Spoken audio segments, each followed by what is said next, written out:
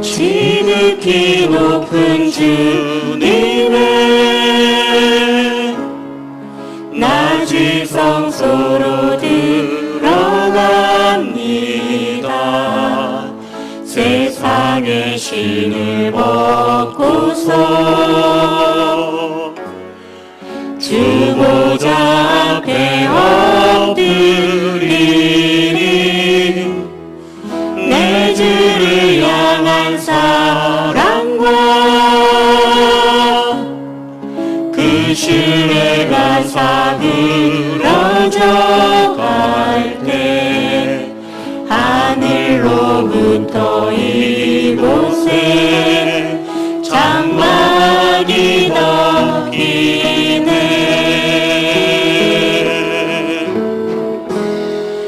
이곳을 덮으소서. 이곳을 비추소서. 내 안에 무너졌던 모든 소망 다 회복하리니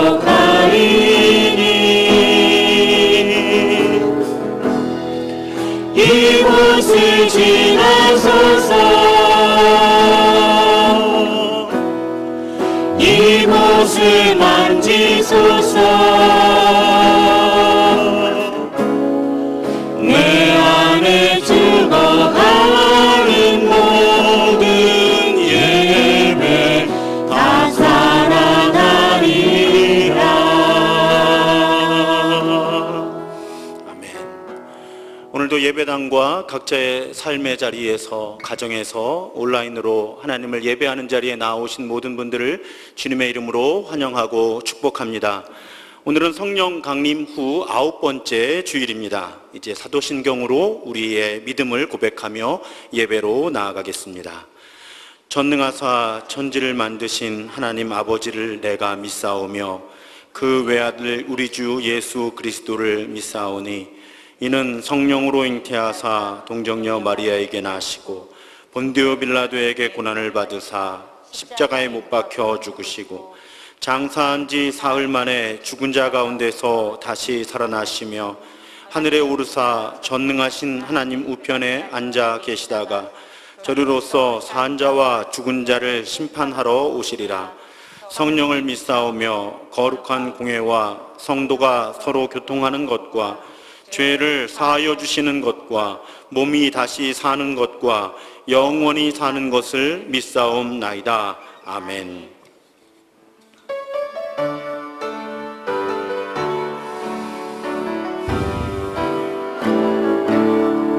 예수를 나의 구주 삼고 성령과 피로 살아있나니 이 세상에서 내 영혼이 하늘의 영광 누리도다.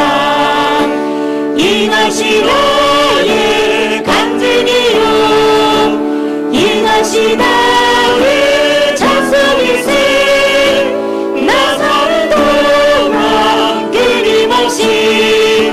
구주를 찬송하리로다.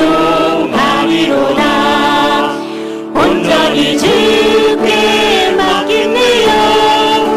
사랑의 음성을 듣는 중에 천사는 왕래하는 것과 하늘의 영광 보리로다. 이것이 나의 간증이요 이것이 나의 찬송일세. 나 사는 동안 끊임없이 구주를 찬송하리로다. 주 안에 기쁨 누림으로 마음의 풍랑이 전전하니 세상과 나는 강분 없고 구속한 주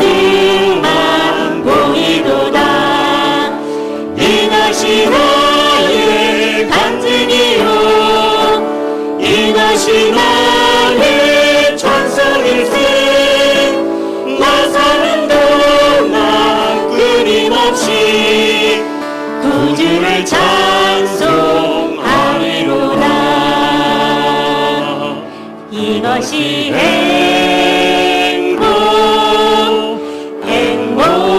행복이라오. 세상은 알 수 없는 하나님 선물.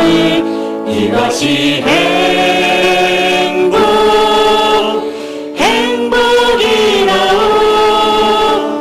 하나님의 자녀로 살아가는 것. 이것이 행복이라오.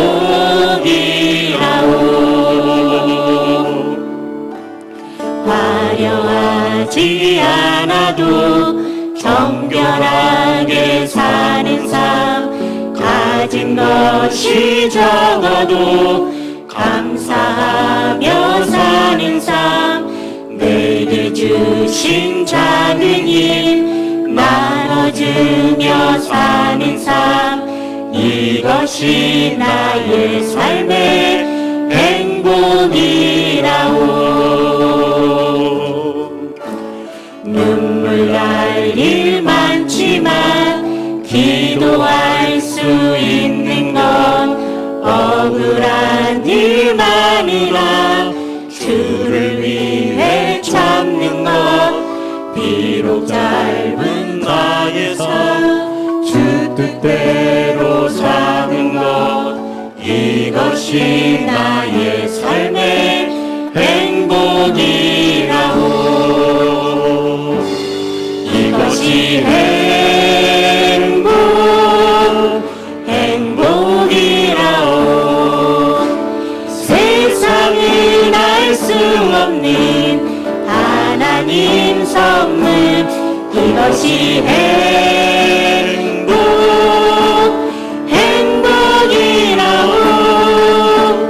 하나님의 자녀로 살아가는 것. 이것이 행복이.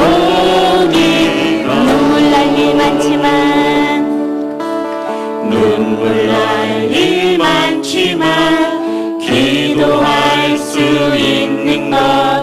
억울한 일 많으나 주를 위해 참는 것. 비록 짧은 작은 삶 주 뜻대로 사는 것. 이것이 나의 삶의 행복이라오. 이것이 행복이라오.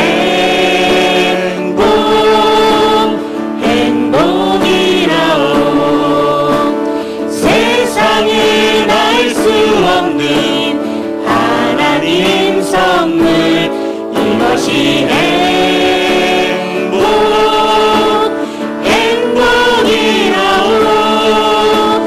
하나님의 자녀로 살아가는 것. 이것이 행복이라오. 이것이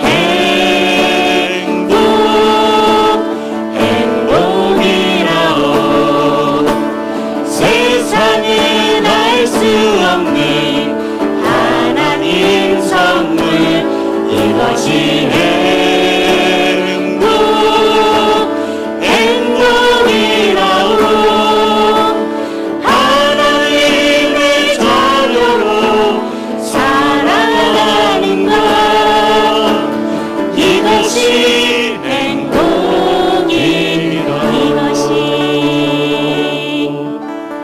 이것이 행복이라오.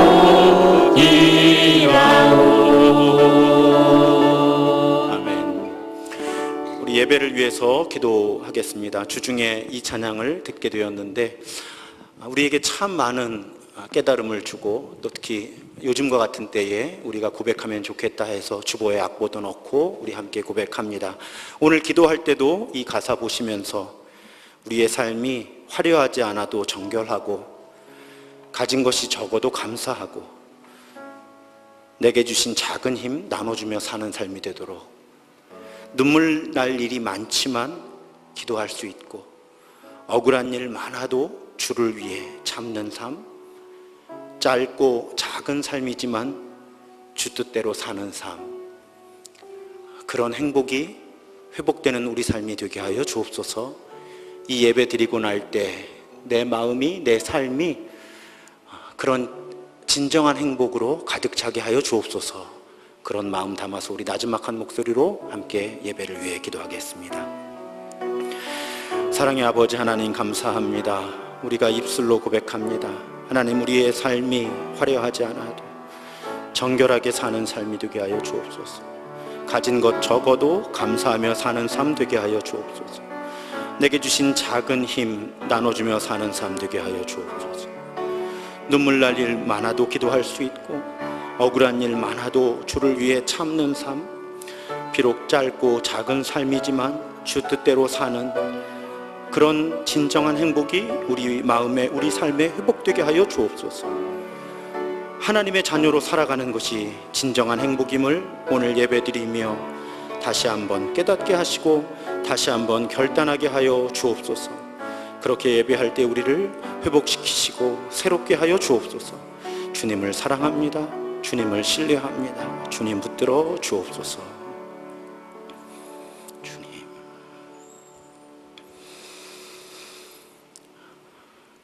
하나님의 깊고 크신 은혜에 감사와 찬양을 드립니다. 8월 한 달을 우리에게 선물로 허락하셔서 우리로 하여금 소망을 품고 첫 주일 예배를 드리게 하심을 감사합니다.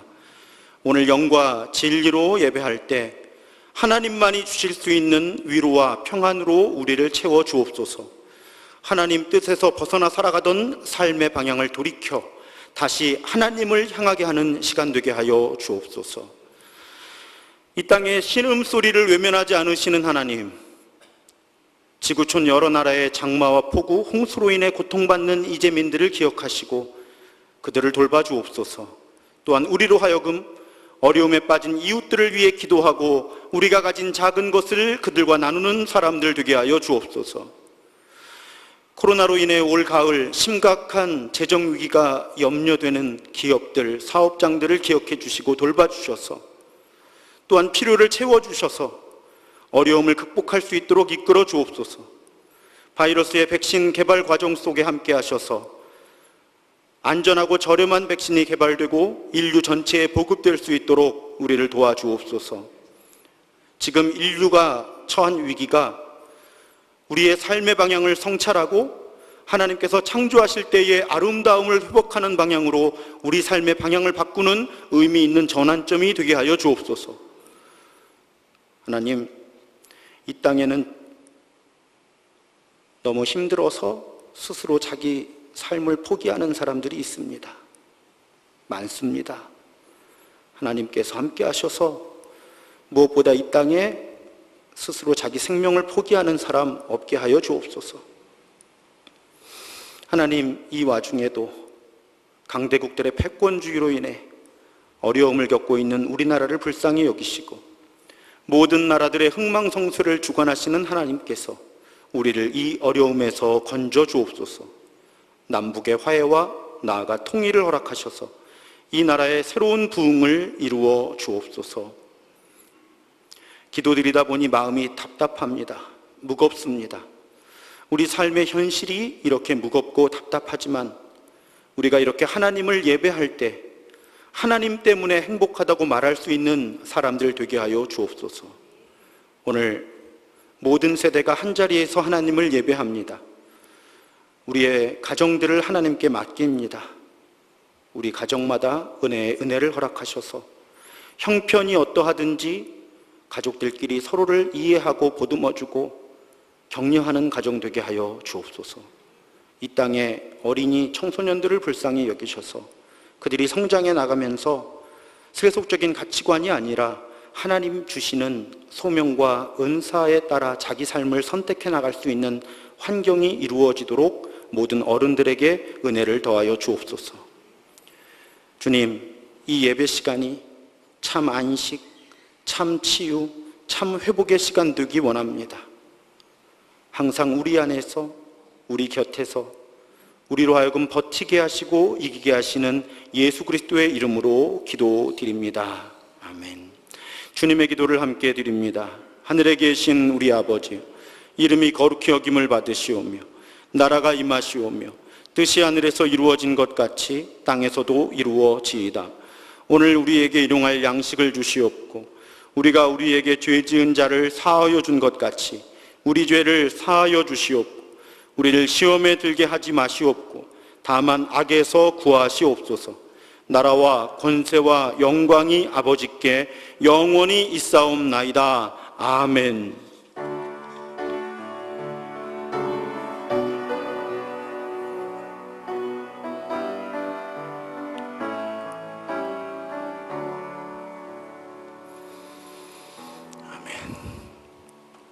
이제 우리 함께 평화의 인사를 나누겠습니다. 주님의 평화가 오늘 예배하시는 모든 분들과 함께 감사합니다. 이제 화해와 평화의 징표로 서로 인사를 나누겠습니다. 주님의 평화가 함께 하시기 바랍니다. 주님의 평화가 함께 하시기 바랍니다. 주님의 평화가 함께 하시기 바랍니다. 감사합니다. 우리 교회 소식 나누겠습니다. 우리와 함께 예배하는 모든 분들 환영합니다. 혹시 등록을 원하시는 분들은 등록 카드를 작성하셔서 제출해 주시면 저희가 연락을 드리겠습니다. 오늘과 이번 주중에 모임의 일정과 또 방식은 변함없이 진행이 됩니다.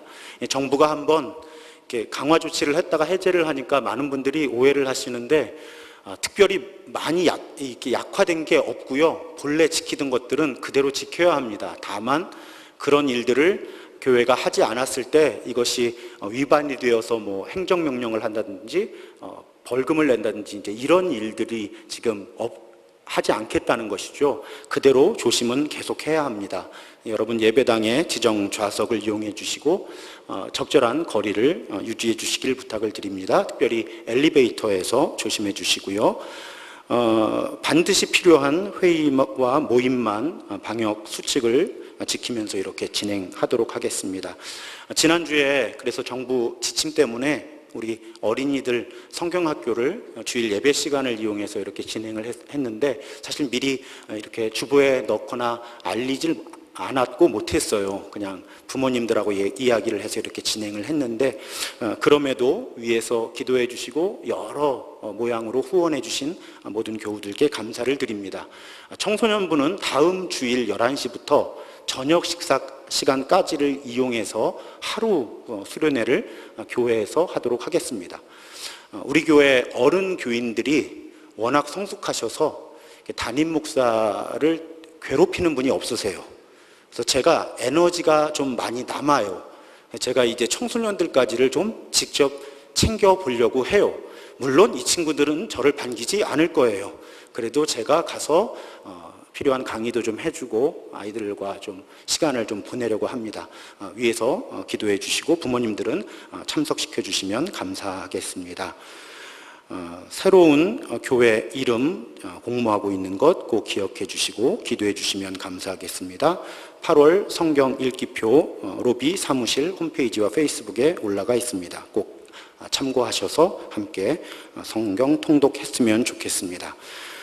하반기 신방 신청 받아서 지금 하고 있습니다. 여러분 부담은 절대 느끼실 필요가 없고 목회자가 우리 사업장에 혹은 우리 가정에 한번 방문해 주셨으면 좋겠다 하는 분들은 저에게 연락 주시면 일정을 정해서 찾아뵙도록 하겠습니다. 온라인으로 예배하는 부분들 요즘에 아무래도 휴가철이고 여름이다 보니까 조금 느슨해지시는 거 아닌가? 왜냐하면 조회수 막대기 그래프가 있어서 어느 분이 참여하시는지는 모르지만 숫자는 남거든요.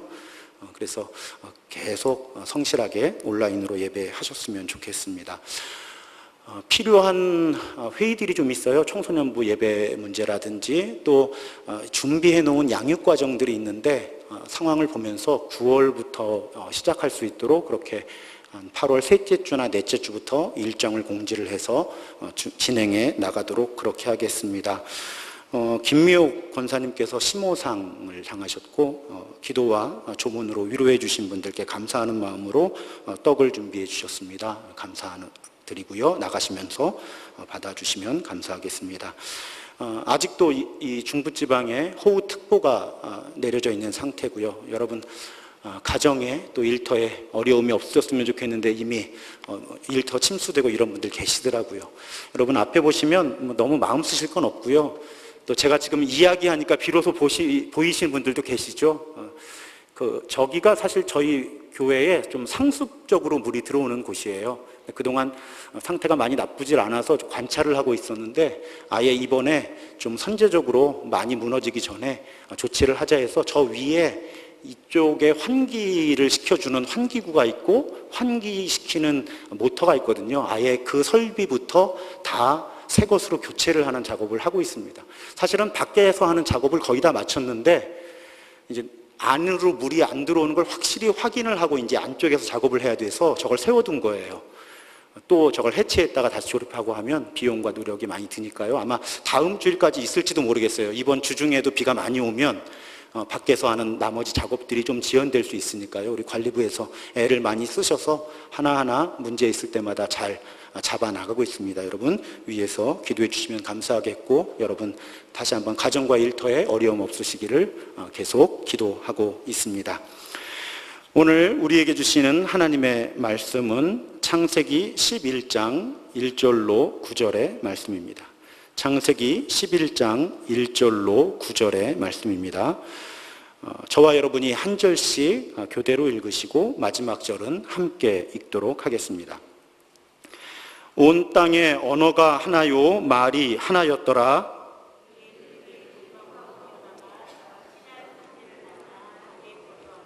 서로 말하되 자 벽돌을 만들어 견고히 굽자 하고 이에 벽돌로 돌을 대신하며 역청으로 진흙을 대신하고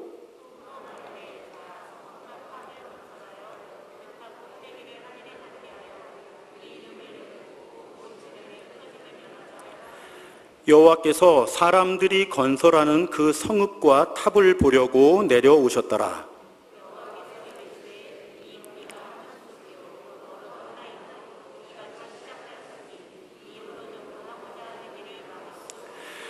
자, 우리가 내려가서 거기서 그들의 언어를 혼잡하게 하여 그들이 서로 알아듣지 못하게 하자 하시고,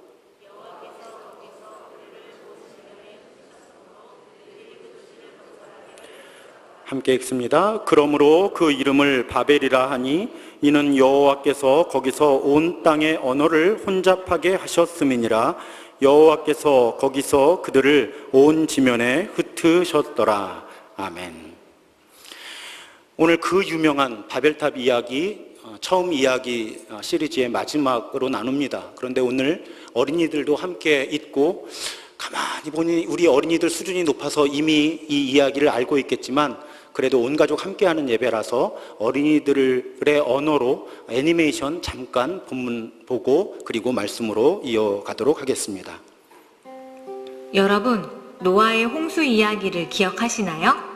커다란 방주, 끝없이 내리던 비, 노아와 수많은 동물들을 기억하고 인도하셨던 하나님 이야기요.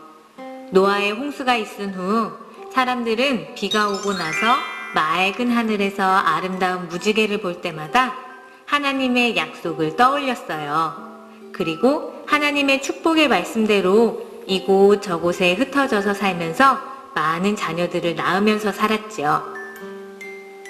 창세기 10장을 보면 사람들이 모여서 성을 만들고 도시를 만들며 살아가는 이야기가 나와요.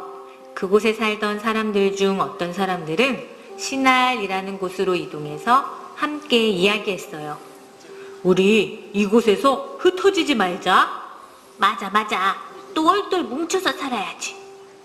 그리고 우리의 이름을 온 세상에 널리 알리는 거야. 아니 어떻게? 쑥떡. 사람들은 어떻게 하기로 했을까요? 노아와 노아의 후손들은 원래 돌과 흙으로 지은 낮은 집에서 살았어요. 그런데 시날이라는 곳에 모인 사람들은 돌 대신 벽돌을 구웠어요. 흙 대신 단단한 접착제를 만들었지요. 그리고는 벽돌을 하나씩 쌓아 올리기 시작했어요. 사람들은 탑을 만들고 싶었던 거예요. 탑을 높이 만들자. 이왕 만드는 거 탑의 꼭대기가 하늘까지 닿게 하자. 지금이야 그런 생각을 하는 사람들은 없겠지만 이 사람들은 끝을 모르고 높이 높이 탑을 쌓았어요. 그런데 안타까운 게 옛날에는 좋은 도구나 기계가 없었잖아요. 그러니 높은 탑을 쌓다가 떨어져서 다치거나 죽는 사람들이 생겨나기 시작했죠. 하지만 사람들은 무엇인가 정신이 나간 듯이 계속해서 탑을 쌓았어요. 참 이상해요. 사람들은 원래 무서운 동물들로부터 몸을 지키거나 적들이 쳐들어오는 것을 한눈에 보기 위해서 성을 쌓는데요. 이곳에 모인 사람들은 흩어지고 싶지 않아서 자신들의 이름을 알리기 위해서 이런 일을 하고 있는 거예요. 하나님께서는 사람들이 하는 일이 궁금하셨고 땅에 내려오셔서 사람들의 모습을 보셨어요. 이대로 놔두면 한두 명이 다치는 것으로 끝나지 않겠구나 하고 생각하시고는 이 일을 멈춰야겠다고 결심하셨죠. 하나님께서는 사람들의 말이 서로 통하지 않게 하셨어요. What's going on? 내가 무슨 말을 하는지 알 수 있겠소? If the boy? 사람들은 널리 알리자는 자신들의 이름도 서로 부를 수 없게 되었어요. 말이 통하지 않자 사람들은 탑을 쌓는 일을 그만두었죠. 그리고 결국 모두 흩어지게 되었어요. 높이 쌓았던 바벨탑도 그들의 이름도 결국 사라지고 만 거예요. 이름을 남기는 일은 우리가 할 수 있는 일이 아니에요. 하나님만이 하실 수 있는 일이죠. 성경을 읽어보면 많은 사람들의 이름이 기록되어 있어요. 노아도 그 중에 한 사람이죠. 이 사람들은 탑을 쌓거나 이름을 알리기 위해서 살았던 사람들이 아니에요. 하나님의 말씀에 순종했던 사람들이죠. 언제나 느끼는 거지만 어린이들 보라고 애니메이션을 보여주면 어른들이 훨씬 열심히 보십니다. 눈빛에서 레이저를 느낍니다. 그 눈빛 그대로 말씀을 경청해 주시면 매우 감사하겠습니다. 자, 대홍수에서 생존한 노아의 자손들이 이 땅에 다시 번성하게 되었을 때 일어난 사건입니다. 그들은 초대형 건축 프로젝트를 구상하고 실행에 옮깁니다. 본문에서 탑이라고 번역한 단어는 아마도 고대 메소포타미아 문명에서 지구라트라고 부르는 건축물이 있었는데 그것을 의미하는 것이 아닌가 학자들은 그렇게 추측을 합니다. 지구라트는 단단한 벽돌로 지은 거대하고 높은 계단식 구조물이었는데 바로 이렇게 생겼던 것으로 추측을 합니다. 여전히 그 지역에 남아 있습니다. 이런 구조물들이 많이 남아 있고요. 그러니까 아마 그림에서 보시는 명화의 한 장면과는 조금 이미지가 다릅니다. 가장 유명한 그림이죠, 바벨탑에 대한. 근데 이제 저 그림보다는 아까 보셨던 지구라트가 훨씬 실제 이 바벨탑에 가까운 모습일 거예요. 왜냐하면 성읍을 만들고 그럼 그 성과 저 가운데 탑의 구조가 일치가 되면서 저렇게 높은 구조물을 만들 수 있었습니다. 그러면 이 메소포타미아 문명의 사람들은 왜 저 지구라트를 만들었을까? 당시 이 지역의 고대인들의 신화적인 세계관에서 저 지구라트는 인간들이 신의 영역을 향해서 올라가는 계단 내지는 신이 인간들의 세상으로 내려오는 계단의 역할을 수행했던 것으로 그렇게 알려져 있습니다. 한마디로 저 지구라트는 하늘과 땅 사이를 연결하는 그런 집이었어요. 그런 이해를 바탕으로 하고 오늘 본문 4절을 보면 이 바벨탑을 쌓은 사람들의 의도를 추측해 볼 수 있습니다. 4절에 보면 또 말하되 자 성읍과 탑을 건설하여 그 탑 꼭대기를 하늘에 닿게 하고 우리 이름을 내고 온 지면에 흩어짐을 면하자 이렇게 계획을 세웁니다. 몇 가지 의도가 이 4절에 담겨 있어요. 첫 번째, 그들은 하늘에 닿고 싶어 했습니다. 어떤 뜻이에요? 신의 세상, 신의 영역에 올라가고 싶었던 것이죠. 이들은 이름을 내고 싶어 했습니다. 하나님의 영역에 도착한 사람들, 하나님의 영역에 도달한 사람들, 그런 성취를 통해서 자신들의 명예를 온 세상에 과시하고 싶었던 것이죠. 성경은 하나님께서 사람들을 통해서 하나님의 이름이 높임을 받기 원하시죠. 그런데 저 바벨탑을 쌓은 사람들은 하나님의 이름을 높이려 한 것이 아니라 자신들의 이름을 높이고 싶었던 겁니다. 하나님의 영역에 도달해서. 그러면서 그들은 흩어지고 싶어 하지를 않죠. 자, 하나님은 생육하고 번성해서 땅에 충만하라, 이렇게 복을 주셨어요. 선교적 명령을 주셨습니다. 그런데 이들은 하나님의 영역에 도착하고 하나님의 이름보다 높은 이름을 얻고 스스로 세력화되어서 하나님의 뜻에 따르기보다는 하나님의 뜻을 저항하길 원했던 거죠. 자신들의 힘을 세력화해서 강하게 하기 원했던 것입니다. 결국 문제는 탑을 쌓은 행위 자체에 있지를 않고요, 그 의도에 있습니다. 그들은 하나님의 영역에 도전하고 하나님 뜻에 저항하기 원했던 것이죠. 자신들의 이름을 하나님의 이름 위에 두고 싶어 했습니다. 그래서 이번에도 하나님은 그들의 행동에 대응하셔야만 했습니다. 하나님은 이 탑을 건설하는 인간의 의도가 하나님께서 정하신 피조물로서의 경계를 벗어나기 원하는 그들의 욕망임을 아셨죠. 불순종입니다. 그래서 그들의 계획을 좌절시키시는데 언어를 다르게 하셔서 혼잡스럽게 하셔서 그들을 흩으십니다. 그래서 여기에 이름이 바벨이 되고요, 바벨이라는 이름은 히브리어의 혼잡을 의미하는 단어에서 유래한 것으로 보입니다. 저는 이 사건을 묵상하면 우울해집니다.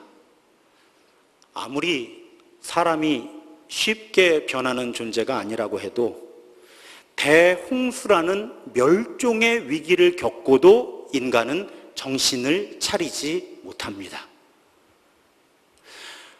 처음 사람들 아담과 하와가 선악과를 먹은 사건과 이 사건은 매우 같은 의도를 가지고 있어요. 여러분, 처음 사람들이 선악과를 먹을 때 그 사건의 본질을 묘사하는 표현이 무엇이라고 말씀드렸습니까? 사람들이 하나님과 같이 되려고 한 것이 선악과 사건의 본질이었어요. 그런데 이 바벨탑을 쌓은 동기 역시 마찬가지였습니다. 사람들이 하늘에 닿으려고 한 것이죠. 넓은 의미에서 보면 선악과를 먹은 사건이나 바벨탑을 쌓은 사건의 본질은 같은 거예요. 하나님이 사람을 하나님의 형상으로 지으시고 매우 의미 있는 사명을 주셨고 존귀하게 만들어 주셨는데 사람들은 하나님의 피조물이라고 하는 그 영역에 머물기를 거부한 겁니다. 끊임없이 하나님이 되려고 했던 거예요. 그런데 상황은 더 나빠진 것이죠. 왜냐하면 선악과를 먹을 때만 해도 사람들이 그냥 선악과 먹는 걸로 그쳤습니다. 그런데 바벨탑 시대에는 기술까지 생겨서 문제가 된 거예요. 그러니까 하나님의 창조 섭리를 도전할 수 있는 무기를 갖게 된 거예요.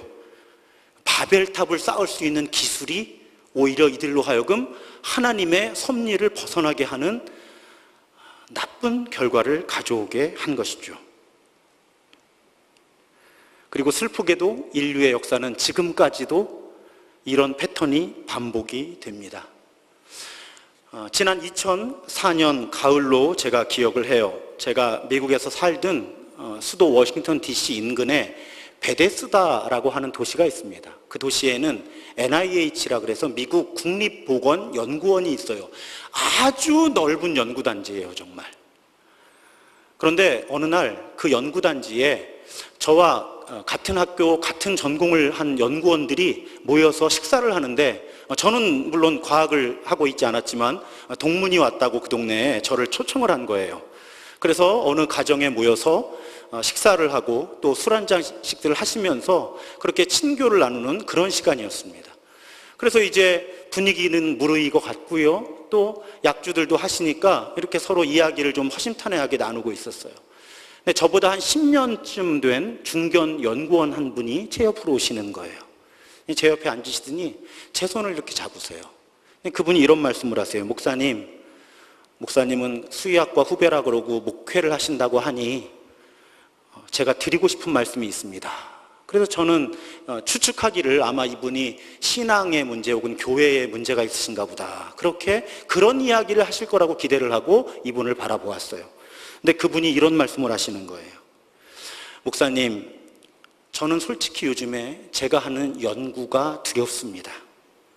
요즘에 생명공학 분야의 연구라고 하는 것이 다 유전자를 조작해서 하는 실험인데, 아무리 우리가 철저하게 바이오 해저드라 그래서 그 규칙들이 있거든요. 실험할 때 안전 수칙들이.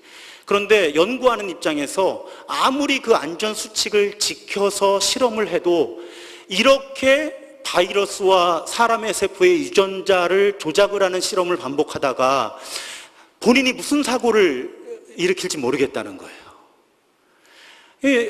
첨단 분야에서 계속 업적을 내야 하니까 연구를 계속 할 수밖에 없는데 이 연구가 두려운 거죠. 도대체 이 연구가 인류에게 유익하기만 할까? 솔직히 그런 걱정을 많이 하시게 된다는 거예요, 점점. 제가 그분의 걱정에서 정말 진정성이 느껴져서 그 일이 잊혀지지를 않습니다.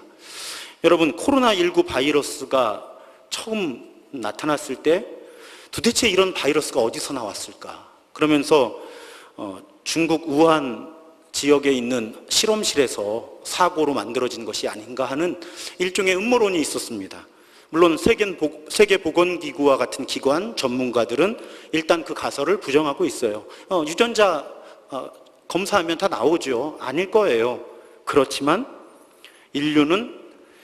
인류를 멸종시키기에 충분한 기술을 지금 막대한 자금, 우리가 낸 세금을 가지고 연구를 하고 있다는 사실을 부정할 수는 없습니다. 슬프게도 과학기술의 발달은 우리 삶의 편리함만 안겨준 것이 아니라 죽음과 멸망의 위기에도 가속도를 붙여온 것이 사실이라는 것이죠. 여러분, 원자력 기술이 핵무기를 만들었잖아요. 지금 생화학무기들 만들잖아요. 생화학무기라고 하는 것이 한번 사용하면 걷잡을 수 없는 피해를 100년, 200년을 인류에게 줄지를 모르는데 그런 무기를 지금 엄청 연구해서 대량으로 만들어 놓고 있는 나라들이 여러 나라가 있는 것이죠. 온난화로 인한 기후변화는 이제 말씀드리면 입이 아플 만큼 우리에게 절박한 주제가 되어 있습니다. 근데 문제는 여기에 머물질 않아요. 과학기술의 문제는 끊임없이 우리가 해결해야만 하는 윤리적인 문제를 우리에게 안겨주는 겁니다. 특히 이 생명윤리의 영역에서는 아주 많은 이슈들이 있어요. 유전자 조작하는 거예요. 여러분, 우리 유전자 조작한 음식들 우리 알게 모르게 굉장히 많이 먹습니다. 우리가 지금 먹는 콩의 대부분의 콩은 사실은 유전자를 조작한 콩이라고 생각하시면 돼요. 이 조작된 유전자가 생태계에 어떤 영향을 미칠지 아무도 모르는 겁니다. 우리는 싸고 좋은 것을 먹기 위해서 그다지 따지지 않고 지금 엄청나게 유전자를 조작해내서 우리가 먹고 있는 거예요. 어디 그런 문제만 있나요? 동물과 인간의 배아복제 문제, 황우석 교수 사건 때문에 많이들 국민들도 알게 되었죠. 황우석 선생님은 제 4학년 때 은사셨어요. 그래서 그 사건이 저에게는 매우 가슴 아픈 사건입니다.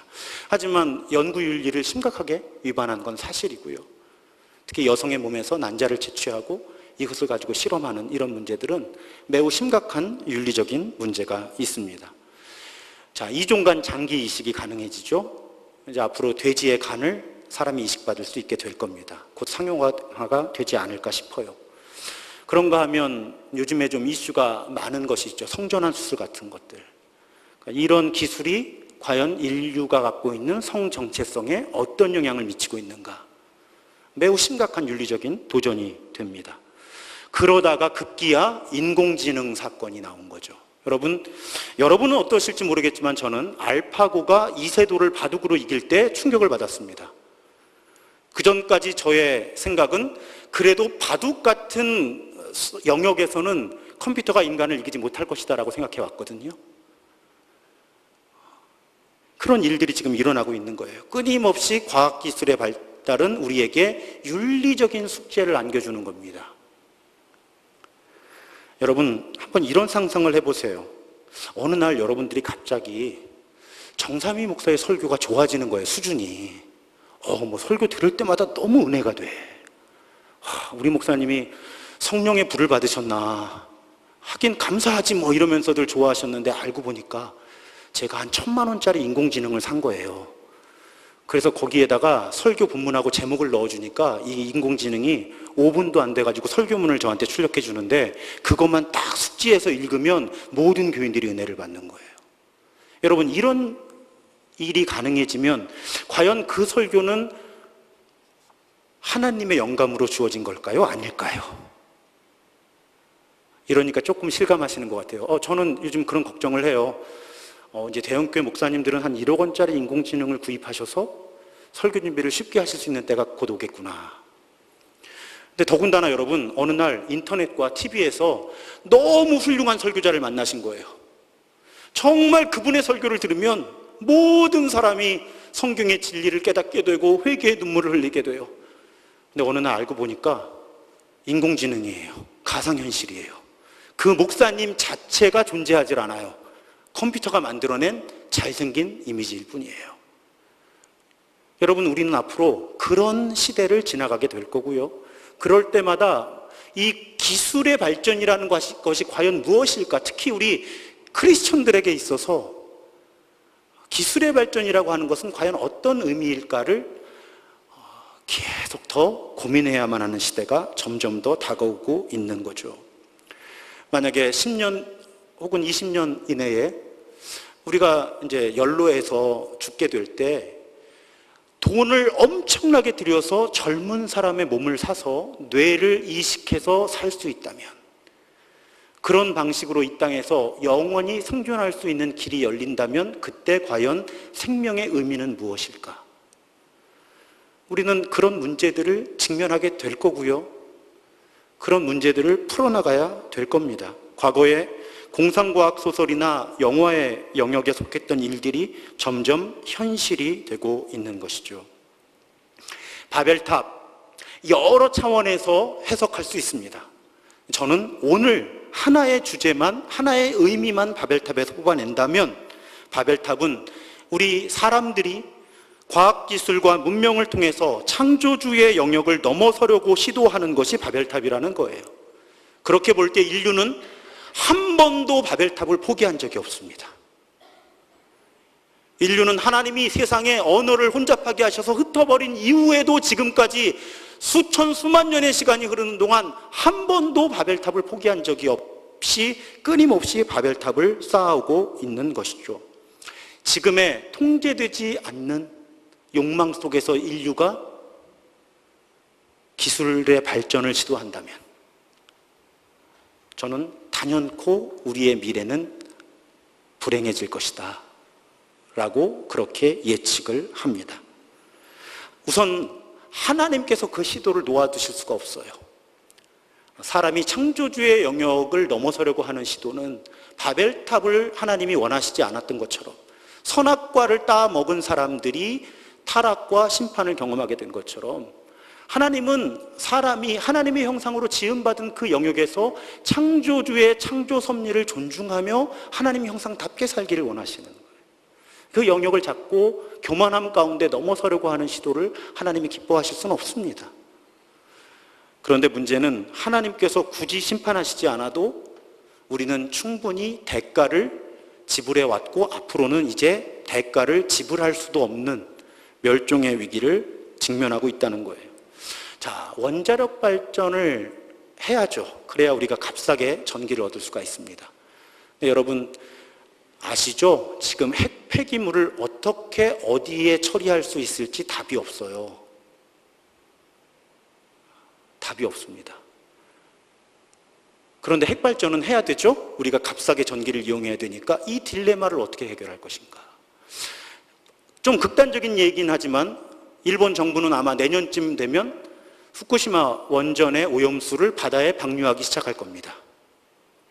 어느 나라가 말려도 일본은 방류할 거예요. 자, 그 방사능은 과연 우리와 아무 관계가 없을까? 여러분, 지금 인류는 바벨탑을 쌓다 허물어지기 직전에 와 있는 거예요. 우리가 그것을 이해하고 인정해야만 합니다. 어떻게든 되겠지 하고 해온 거예요, 지금까지. 사실 어떻게든 됐거든요. 제가 어릴 때, 지금 초등학생들이 여기 많이 있지만, 제가 지금 초등학생들 나이였을 때는요, 30년이 지나면 지구상에 석유가 없어진다 그랬어요.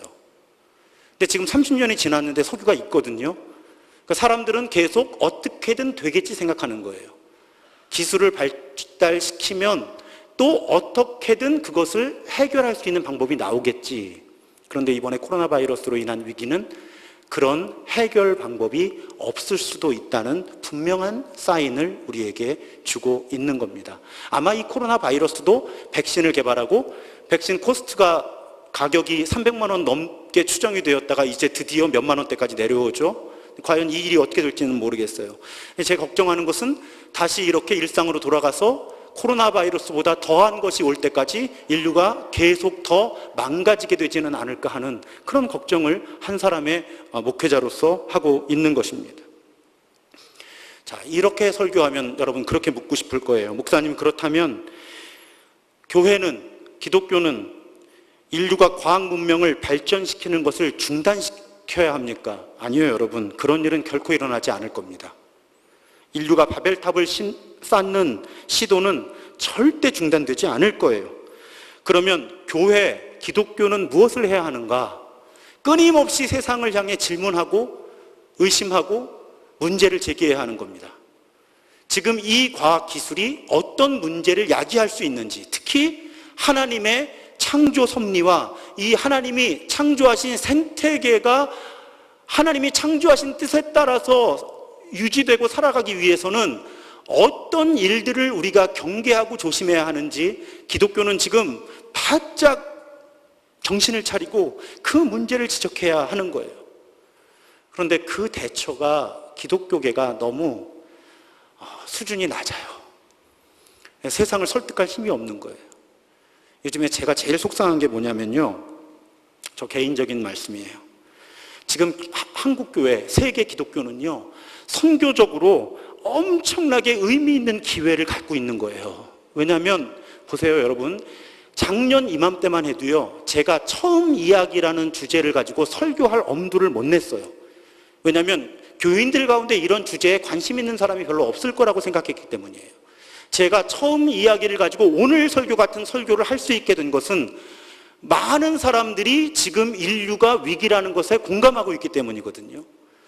지금은 교회가, 기독교가, 개신교회가 특히 온 세상을 향해서 이 세상의 모습이 어떠해야 하는지, 인류가 추구해야 되는 가치가 무엇인지를 하나님이 성경 가운데 특히 창세기의 처음 이야기부터 분명하게 우리에게 알려주셨다 하는 이야기를 비종교적인 언어를 가지고 세상을 향해 얘기하면서 우리 기독교, 우리가 믿는 하나님이 정말 창조주이시고 세상을 통치하시고 구원하시는 하나님이시라는 것을 알릴 수 있는 기회예요.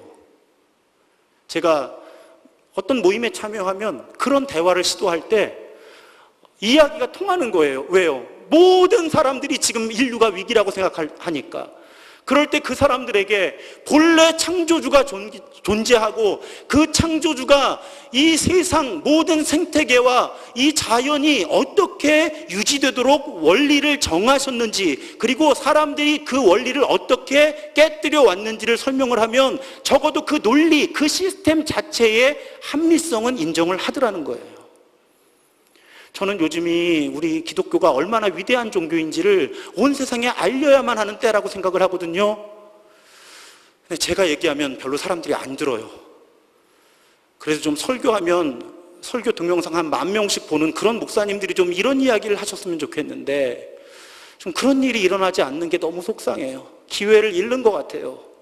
지금 원래 우리 기독교가 어떤 종교인지를, 원래 우리 하나님이 어떤 분이신지를, 원래 이 세상의 모습이, 이 생태계의 모습이 어떠해야 하는지를 세상과 기독교의 성경을 가지고 소통할 수 있는 이 엄청난 기회를 우리들이 잘 살리지 못하고 있는 것 같아서 그게 너무 아쉬워요.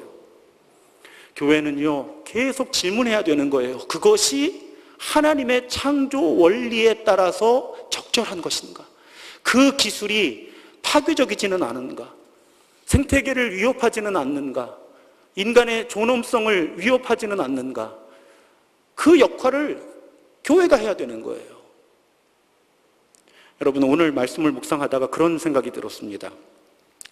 같은 기술을 가지고요, 누군가는 인류를 구원하는 방주를 만들었고요, 누군가는 하나님을 대적하는 바벨탑을 쌓는 거예요.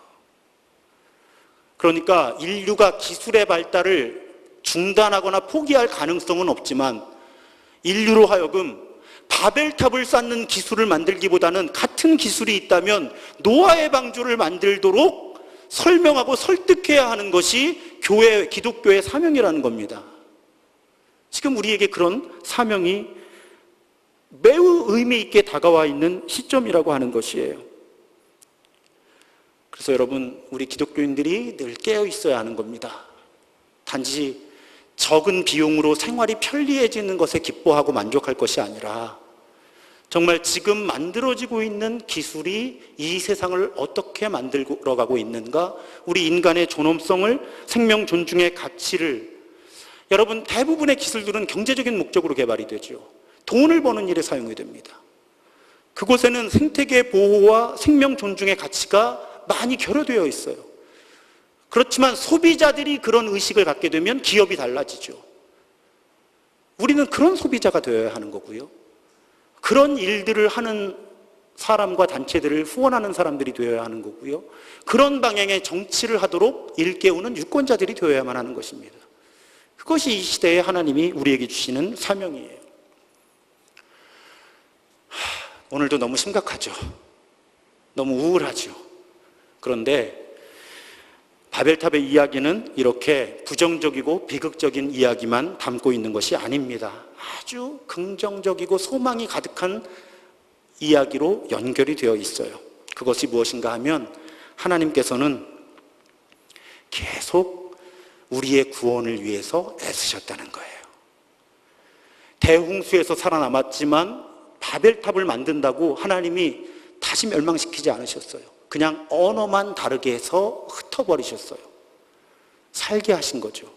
그러면서 이 바벨탑 이야기가 어떻게 이어지는가 하면 창세기 11장에 바벨탑 사건에 이어서 생뚱맞는 것처럼 보이는 족보가 등장을 합니다. 그리고 그 족보의 마지막 부분에 데라라고 하는 사람이 등장하는데 본문 31절은 이렇게 기록이 되어 있어요. 데라가 그 아들 아브람과 하란의 아들인 그의 손자 롯과 그의 며느리 아브람의 아내 사레를 데리고 갈대아인의 우르를 떠나 가나안 땅으로 가고자 하더니, 자, 대부분의 우리 설교를 들으시는 분들이 데라는 잘 모르실 거예요. 그런데 아브람은 아시죠? 나중에 아브라함으로 이름을 바꾸는 아브람이 등장을 합니다. 무슨 뜻이에요? 자, 인류는 다시 바벨탑 사건으로 구원받지 못할 것처럼 보였어요. 그런데 이 바벨탑 사건 이후에 몇 세대가 흘렀는지 알 수 없지만 하나님은 꾸준히 인류를 구원하시기 위한 일을 진행해 오신 거예요. 그러다가 데라 가문에서 아브람이라는 사람을 부르셔서 이 처음 이야기, 원역사가 11장에서 마무리되고 12장 역사가 시작될 때 어떻게 시작돼요? 하나님이 이 아브라함을 부르셔서 가라, 복이 되라 하고 선교적인 명령을 주시고 다시 세상에 구원의 역사를 일으키시는 거예요. 그러니까 이 바벨탑은 인간의 실패라고 하는 슬픈 이야기이기도 하지만 그 부정적인 인간의 모습에도 불구하고 하나님은 인류를 구원하시고자 하는 그 노력을 결코 중단하거나 포기하지 않으셨다고 하는 소망의 이유를 우리에게 주는 그런 메시지가 되는 것입니다. 요즘에 코로나로 인해서 불확실하고 불안한 삶이 이어지죠. 그래서 세계의 여러 신학자들이 이때에 하나님께서 우리들에게 어떤 메시지를 주시는지를 끊임없이 연구하고 고민해서 좋은 이렇게 소책자 같은 책들을 많이 출판을 하고 있습니다. 그 가운데 제가 지난 주간 읽은 책이 미국의 구약학자인 월터 브루그만이라고 하는 분이 쓴 다시 춤추기 시작할 때까지라는 책이에요. 책 제목이 다시 춤추기 시작할 때까지입니다. 이 책의 한 부분에 이르면 이 월터 브루그만이 예레미야서를 읽어나가요. 근데 예레미야서에 어떤 사건들이 있는가 하면 이스라엘이 심판을 받아서 삶이 어려워지면서 졸업식이 결혼식이 연기되는, 우리식으로 표현하면 이 모일 수 없는 상황들이 일어나고 있는 거예요. 그래서 이 월터 브루그만이 코로나로 인해서 우리가 겪는 일상의 어려움들을 이 예레미야서에서 그 단서들을 찾아냅니다. 예레미야서에 보면 적어도 3곳에서 7장에 보면 시체들이 쌓여 있기 때문에 결혼식을 할 수 없게 된 상황이 묘사가 돼요. 우리 교우들 가운데도 자녀가 결혼을 해야 되는데 지금 코로나 때문에 연기를 한 그런 가정이 있죠. 16장에 보면 이제는 결혼식은커녕 이 시체들이 늘어나서 장례식도 제대로 치를 수 없는 그런 상황을 이스라엘이 경험하는 거예요. 25장에 이르면 하나님은 이제 세상은 폐허와 황무지가 될 거라고 분명히 말씀하세요. 절망이에요. 소망이라고는 없어요. 그런데 그러면 이 예레미야서가 절망으로 끝나느냐? 그렇질 않아요. 33장 10절과 11절의 상반절에서 예레미야는 하나님께서 이렇게 말씀하신다고 선언합니다. 새 번역이에요. 나 주가 말한다. 너희들은 이곳이 황폐하여 사람도 없고 짐승도 없다고 말하지만 지금 황무지로 변하여 사람도 없고 주민도 없고 짐승도 없는 유다의 성읍들과 예루살렘의 거리에 또다시 환호하며 기뻐하는 소리와 신랑 신부가 즐거워하는 소리와 감사의 찬양 소리가 들릴 것이다. 하나님이 다시 회복을 선언하시는 거예요. 예레미야 선지자는 황무지로 변하는 것 같은 세상 속에서, 황폐해지는 땅에서 다시 일상적인 모임이 회복되고 하나님의 회복하시고 치유하시는 은총을 노래하는 노랫소리가 들릴 것이다. 하나님이 우리를 다시 춤추게 하실 것이다 하고 예언하고 있는 것입니다. 사랑하는 여러분, 우리 하나님은 회복시키시는 하나님이신 줄로 믿습니다. 우리를 구원하시기 위한 노력을 결코 포기하지 않으시는 하나님이세요. 우리 하나님께는 회복시키시고 고쳐주시며 새 힘을 주시는, 새 생명을 주시는 능력이 있으십니다. 그래서 에레미야는 에레미야 애가 3장에서 이렇게 노래하는 거예요. 여호와의 인자와 긍휼이 무궁하심으로 우리가 진멸되지 아니함이니이다. 이것들이 아침마다 새로우니 주의 성실하심이 크시도소이다. 제가 가끔 찬양하는 곡이에요. 사랑하는 여러분, 그러므로 오늘 우리는 바이러스의 힘을 두려워하기보다는 하나님의 선하심을 바라봐야 하는 것이죠. 혼란과 절망이 당연한 것처럼 보이는 세상과 일상 속에서 집요하고 타협하지 않는 희망의 하나님, 그 희망의 하나님께 집중해야만 하는 것입니다. 소망의 근거는 우리에게 있지 않아요. 인류는 끊임없이 선악과를 먹으려 하고 바벨탑을 쌓으려 합니다. 소망은 우리에게 있지 않아요. 하지만 하나님께서 우리를 결코 포기하지 않으신다는 그 소망을 우리는 결코 놓쳐서는 안 되는 것입니다. 이제 처음 이야기 설교를 마쳐요. 여러분은 이 시리즈를 어떻게 요약하시겠습니까? 저는 이렇게 요약해드리고 싶어요. 하나님의 창조 섭리를 벗어나 끊임없이 하나님이 되려는 시도 속에서 스스로 멸망의 길을 선택하는 사람들, 하지만 그 사람들을 결코 포기하지 않으시고 끝까지 구원하시려는 사랑의 하나님의 이야기. 우리 인류의 창세기 처음 이야기는 바로 이 이야기를 들려주고 있는 거고요. 여전히 우리는 스스로 멸망의 길을 선택하지만 하나님은 우리를 구원하시기 위해 지금도 애쓰고 계신 것입니다.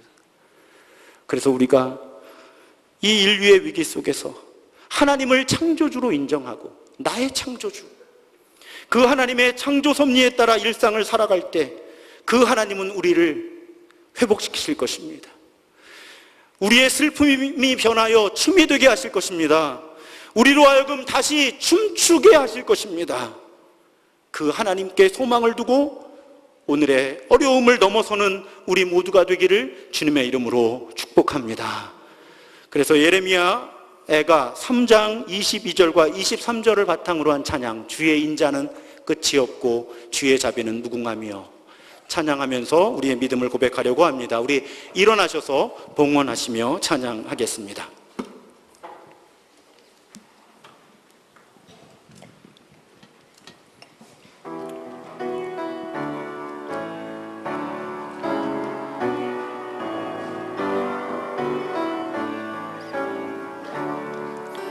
주의 인자는 주의 인자는 끝이 없고 그의 자비는 무궁하며 아침마다 새롭고 늘 새로우니 주의 성실이 금이라 성실하신 주의 인자는 끝이 주의 인자는 끝이 없고 그의 자비는 무궁하며 아침마다 새롭고 늘 새로우니 주의 성실이 금이라 성실하신 아침마다 새롭고 늘 새로우니 아침마다 새롭고 늘 새로우니 주의 성실이 금이라 성실하신 한 번 더 아침마다 새롭고 늘 새로우니 아침마다 새롭고 늘 새로우니 주의 성실이 금이라 성실하신 주님. 기도합니다. 하나님, 인류는 우리는 바벨탑을 쌓으려는 시도를 중단한 적도 없고 포기한 적도 없습니다. 그 무모한 시도의 결과로 우리는 우리 스스로 멸망을 자초하고 있습니다. 하지만 이 멸망이 예측되는 슬픔 가운데서도 절망 가운데서도 우리가 소망을 품는 것은 하나님이 계시기 때문입니다. 하나님의 인자와 긍휼이 무궁하심으로 우리가 진멸되지 아니할 것입니다. 하나님의 인자와 긍휼이 아침마다 새롭고 늘 새로워지기 때문에 우리 주님께서 성실하시기 때문에 우리에게 소망이 있음을 다시 한번 고백합니다. 하나님,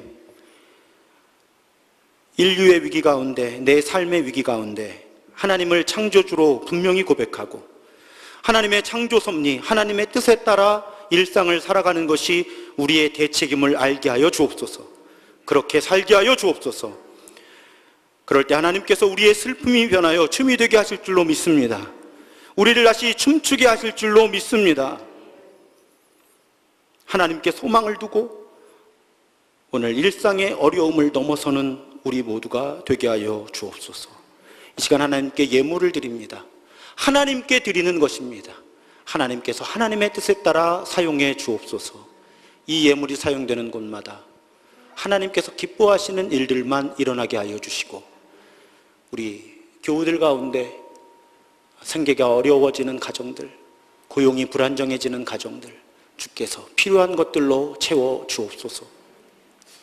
지금은 이 땅에 오셔서 하나님의 나라를 새롭게 선포하시고 우리에게 무엇이 하나님의 뜻인지 알게 하시는 십자가 부활로 우리를 구원하신 예수 그리스도의 크신 은혜와 끊임없이 바벨탑을 쌓는 우리를 불쌍히 여기시고 아무것도 끊을 수 없는 사랑으로 우리를 구원하시는 성부 하나님의 무한하신 사랑하심과 우리 안에서 끊임없이 우리로 하여금 바벨탑을 쌓으려 하기보다는 노아의 방주를 만들게 하시는 끊임없이 창조주 하나님을 새롭게 고백하게 하시는 그 하나님께 소망을 두게 하시는 성령 하나님의 교통하심이 오늘 성부 성자 성령 하나님께서 내 슬픔이 변하여 춤이 되게 하실 것임을 새로운 믿음으로 고백하며 삶의 자리로 돌아가는 모든 예배자들 위해 이제로부터 영원토록 함께 하시기를 간절히 축원하옵나이다. 아멘.